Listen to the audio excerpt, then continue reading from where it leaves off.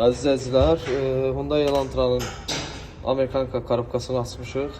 Korobkasında üçün paketin dəmirləri üç tərəfli sınıb. Baxın, üç tərəfli sındığına görə maşın qabağa getmir. Baxın, üç tərəfli deyil. Üç tərəfli. Bunda səbəbini sizə deyim, normal yağ tökmədiyinə görə yağın keyfiyyəti ölür. Buradakı kağız friksiyonlar yiyildiyinə görə də vurur, boşluq yaradır, vurur, rezini cırır. Davleni orada olmadığına görə maşında vurmalar olur və sonucu getmir. Baxın, görürsünüz, vəziyyəti pis gündədir.